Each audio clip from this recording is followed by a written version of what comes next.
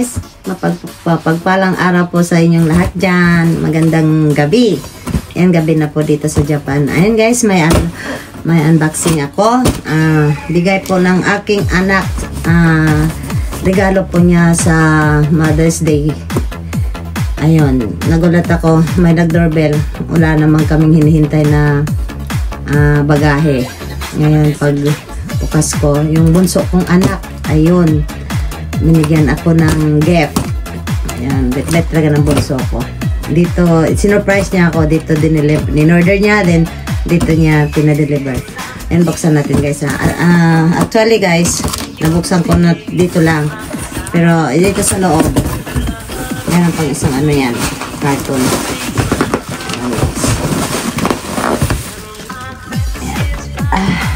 Sorry guys, hindi nyo nakita.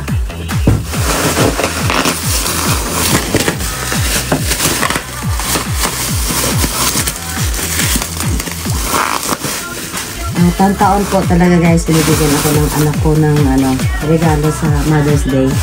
Bilang niya sinasabi, pinade-deliver lang po niya dito sa bahay. Ayan, buksan natin guys ha.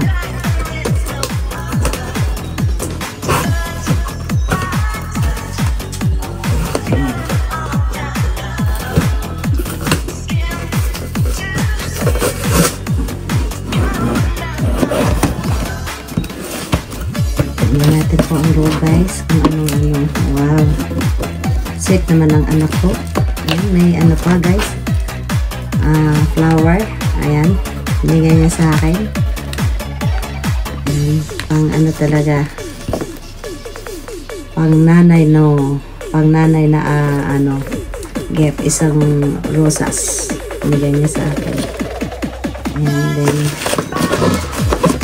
ayun naman po, papakita ko po sa inyo. Ayun, medyo mabigat siya. Pangatlong carton to. Ito po yung nakasulat. Ayan, Happy Mother's Day. Ayan, ang cute ng carton.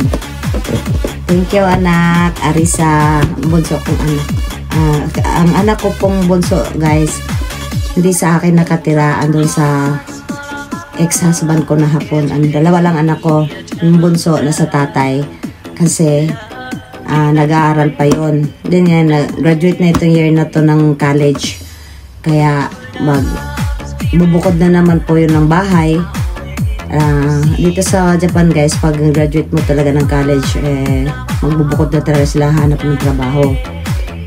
Hindi ko alam kung dito sa akin titira, pero yung panganay ko, mula nung pandemic yata, 3 years ago na lumipat sa akin yan. Doon yan sa tatay niya, sinamahan niya ako dito, kami na magkasama. Pero yung bunso ko anak na sa tatay niya.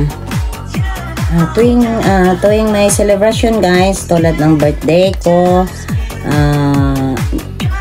Christmas, New Year, Valentine's, at saka Mother's Day, lagi talagang nagpapadala ng regalo ang bunso kong anak. And ganun po siya ka lambing sa nanay kahit hindi kami magkasama. Ayun, tapos pati yung panganay ko, mabait din yan. Nagbibigay din sa akin yan. Hindi nila sinasabi, pero surprise ako lagi. Ayun lang guys. Ito ngayon, bubuksan natin guys kung ano pong laman. Ito, papakita ko po sa inyo isa-isa. Ayan po. Kaya pala mabigat po. Juice po siya. Ititimpla mo sa mineral water. Iba-iba po siyang flavor. Ito parang lemon. Honey lemon. Ayan. Ito is grape juice. Then ito is apple juice. Ayan. Ititimpla lang po siya sa tubig, mineral water, tapos ice. Medyo siguro matapang to kasi ititimpla siya. Ayan, ang ganda. Ito po yung bigay niya guys. Bait naman ang anak ko. Hindi talaga ako nakakalimutan lagi. So, ganyan talaga ang anak. Ito guys, ayan, pakita ko sa inyo. Ayan. Ayan, salamat anak, Arisa. Ang pangalan ng bunso ko anak is Arisa po.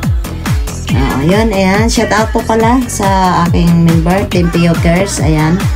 Tsaka sa Team Cares, si Admin Jin0904. Team CC Labs, si admin po si BKTM Viral Videos at saka Lauren Vlogs. At saka Team Rescue, admin si Bless Vlog. Andyan sila Aiden, Glems Vlog at saka si Coracha Hunter Vlog. At saka sa mga rakista natin, Rock na Pack, Rocky TV at saka Angel TV and Disrock TV. Shout out po sa inyong lahat dyan. Yan, shout out din sa kaibigan ko sa Hong Kong, si Lucy of SK. Then si ang aking bunso, Itzel Dupit. Ayun. At saka shout out dyan sa mga taga Team Bura. Ayan, salamat sa inyong suporta lagi po sa amin. Hanggang dito na lang guys. Ayan, siguro na shout out ko na lahat. Team Bisaya pala. Team Bisaya legit, shout out po sa inyo dyan. Ayun, nati ko na nakalimutan. Sige guys, hanggang dito na lang po. Salamat po sa inyong lahat. Ayan. At God bless po and thank you. Bye bye.